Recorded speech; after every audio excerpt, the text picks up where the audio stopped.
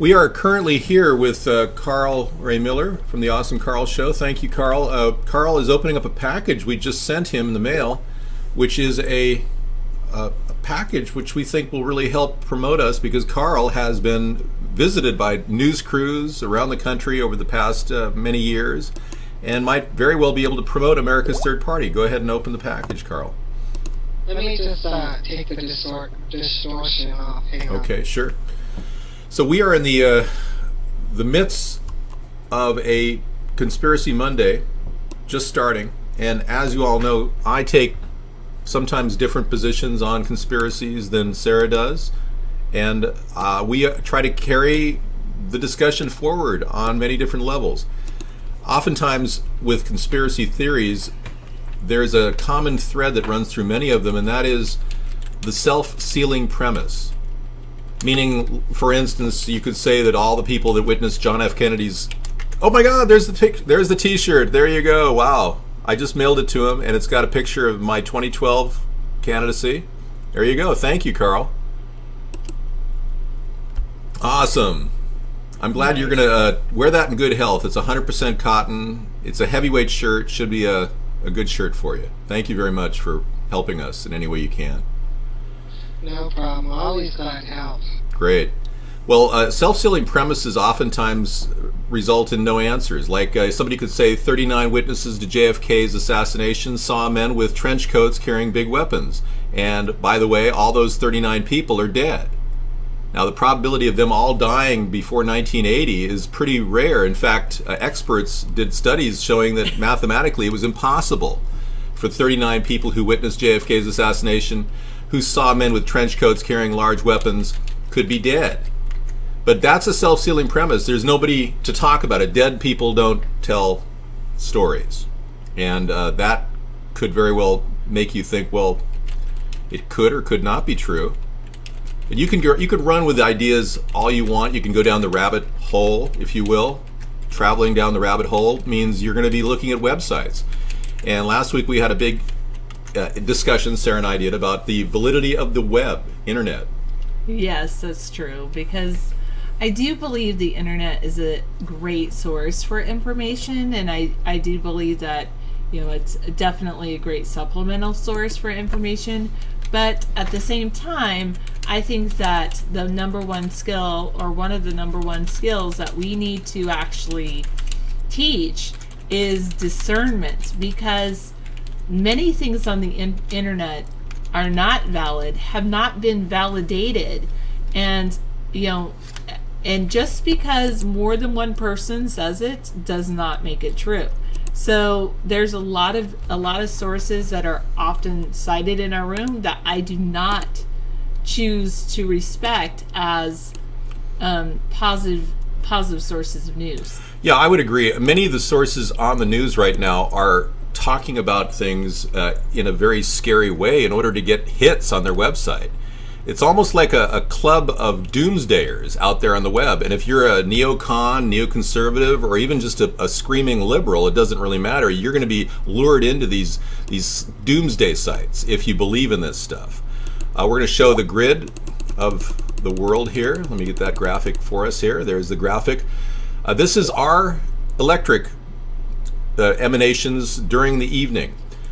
Our country could very well be facing an energy shortage, which could trigger martial law. And this is something that I'm very concerned about. Our country is facing an energy shortage. Well, for one, Barack Obama has stipulated that he doesn't support coal-generated electricity. Now, he could mandate that all coal-generated electricity is illegal. That would be ridiculous, considering the majority of our electricity comes from coal. Okay, is the Cool Rock feed down? No, it's up and running. We have the whole thing going right now. Everything's on. And by the way, Candy Rain, you can get into our chat show over at Tiny Chat, where Carl is. We did make it available for you with a Twitter or Facebook account. Anybody can go in and be a guest.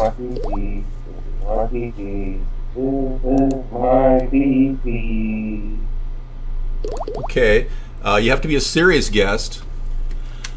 Those of you who want to talk about other conspiracies, we're welcome to talk about those ideas tonight. There's a guy, actually a few people believe that the recent LAX attack where one TSA agent died is a made-up fictitious event, because 3 weeks prior, the FEMA and Department of Homeland Security were running a similar procedure where they impersonated an actual event like the one that happened at LAX.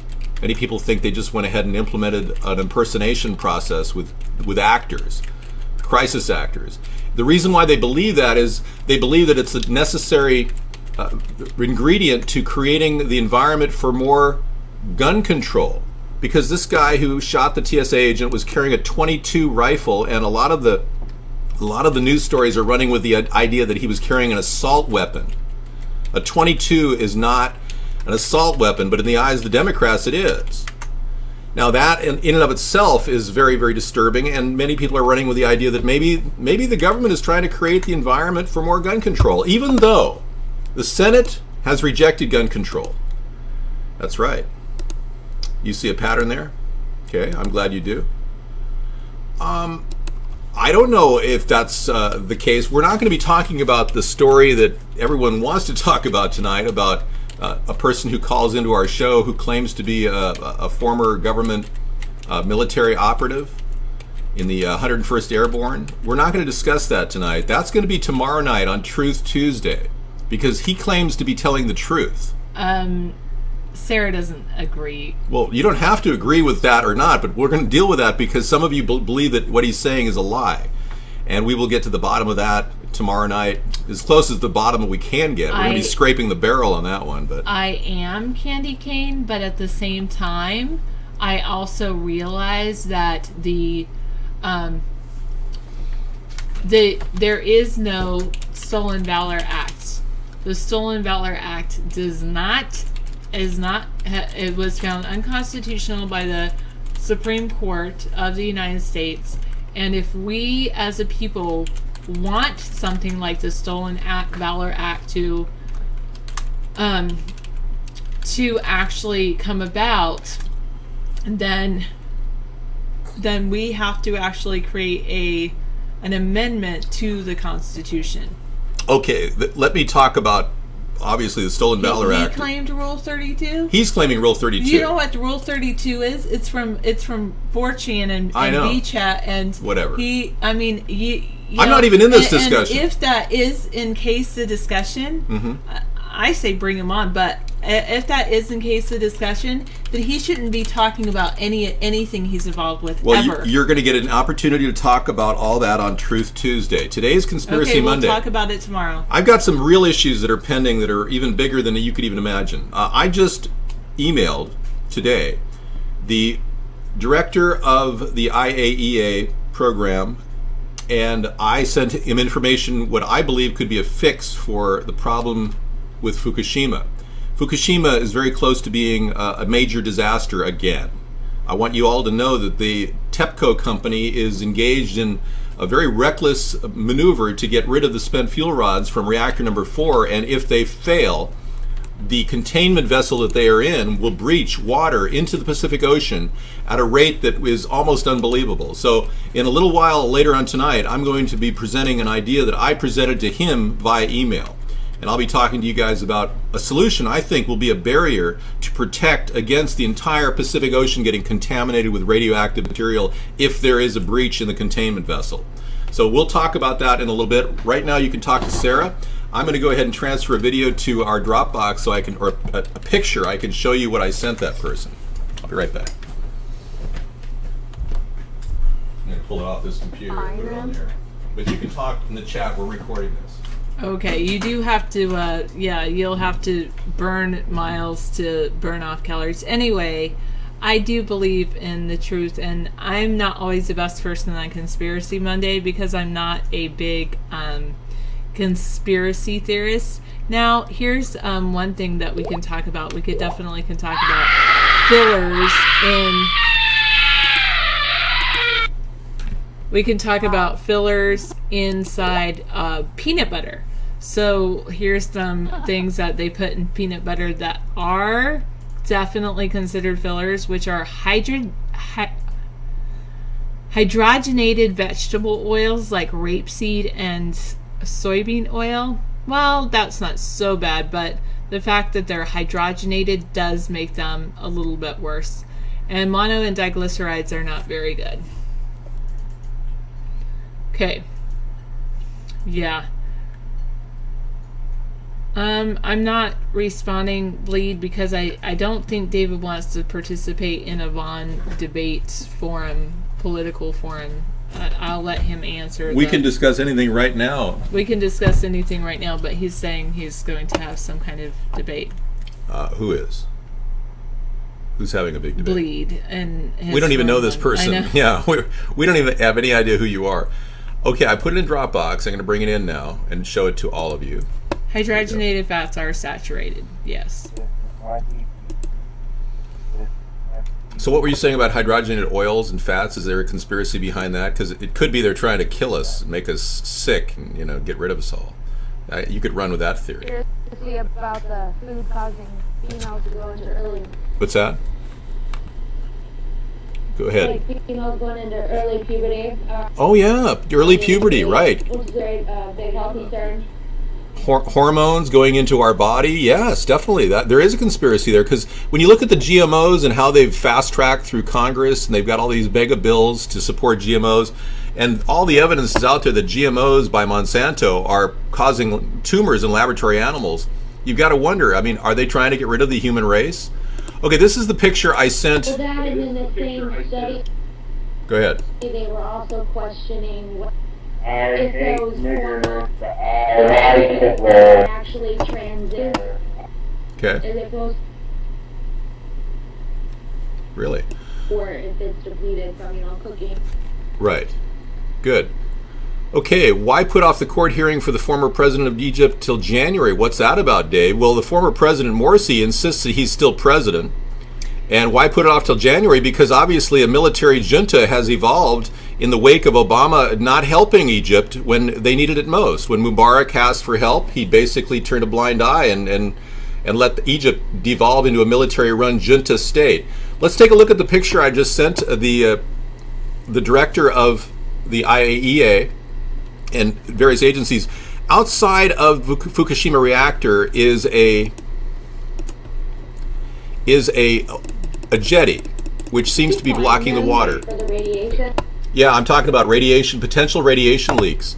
Now, these leaks would be occurring right here in the small green line. And if you can imagine, that area is the same size as the USS Forrestal, which is being scrapped. Sold for what, $1? It's being sold for $1, but the government is spending $2 billion to scrap this entire aircraft carrier when it could be placed at the opening of the boundary around the water outside of Fukushima. It could very well be turned into an ultimate magnet for heavy metal contamination. Now hear me out. Destroyers are made of iron mostly. And the aircraft carrier Forrestal is being scrapped. All the iron is being destroyed. Why don't we just use it as a large magnet? These are good. Third party. As a large magnet to just bring in the heavy metals and also retain water from bleeding into the ocean, the Pacific Ocean. So something like that would be a good way to go. I really believe that something needs to be done other than what we've done so far, and we haven't done enough. Our country hasn't helped TEPCO, the Tokyo Electric Power Company. We haven't done anything to make it better. And ultimately, they're asking for help all the way around. So I did my due diligence today and sent an email to the director of the IAEA and try to get this out there. Yeah, but David. Anyway, other conspiracies. David, sure. I think we should stay with the conspiracy for Fukushima for just a little bit, because you informed me of Fukushima. So here's a case of, like, I hear a story and I want to validate it, because just because I hear a story, even if it's from David, who I trust implicitly, I do want to validate it on my own.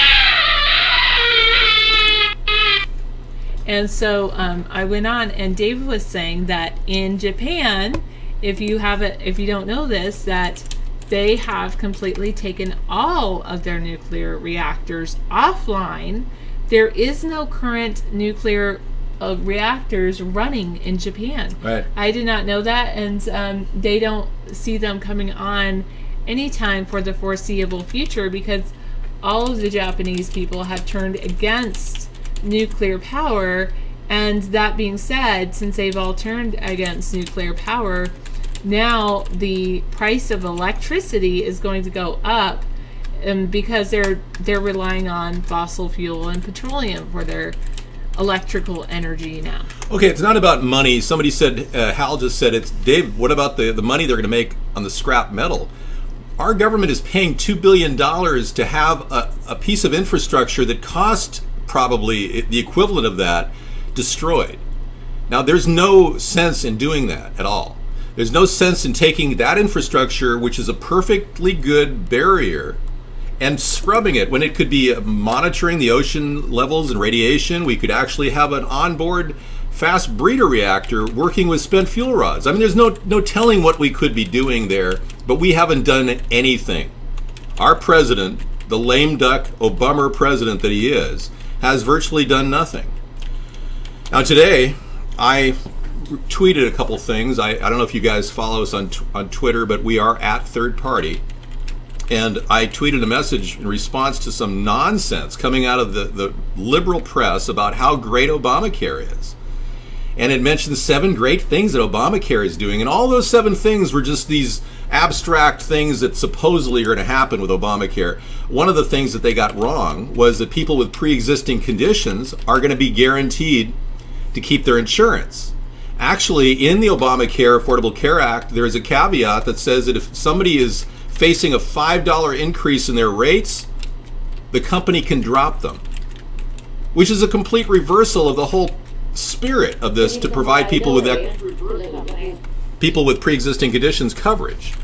So I'm beginning to believe that the Democrats are completely mesmerized or brain dead by the lies coming out of Obama's mouth. And one of the things she said, which really struck me, she said Obama's never lied about this. Well, in 2007, when I wrote this, thank you, Barack Obama promised that there would be no mandatory health insurance. He promised. That's one of the reasons why he beat Hillary Clinton in the polls and he took New Hampshire. The reason was he promised that. If that isn't a complete lie, what is? That's the biggest lie of all. So here we are faced with this ridiculous program, which is going to cost us $1 trillion over the next 10 years minimum. It's an expansion of Medicare. It's an expansion of Medicare and Medicaid, rather. It's forcing the American government to cover more and more people who will be expanded under these new clauses. And we're going to be seeing a degradation of our services, a lowering of the quality of our healthcare services over time. Now that's what's going to happen. And big corporations who are the major insurance companies that are basically behind the Obamacare plan, that signed on to it, they're going to be committing fraud. They're going to be committing fraud. So I want to just wrap things up on the Conspiracy of Monday show real quick, just to say that this is in no way just going to end with Obamacare being implemented, because they can't even get the website running, okay? They can't even get the website running. 600 million plus went into the website, which didn't even have a competitive bid, that went to one of Michelle Obama's friends at Princeton, and they don't even know what they're doing. This is just short of a disaster.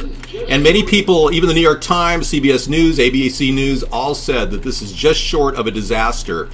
And I doubt very much if they're going to get the thing released by November 30th, which they claim. I believe that anything like that is going to probably not work. Anyway, thank you for listening to this synopsis of our Conspiracy Monday show, and we'll be continuing the show all the way to 9 p.m. Pacific time. Thanks a lot for listening to this recorded broadcast.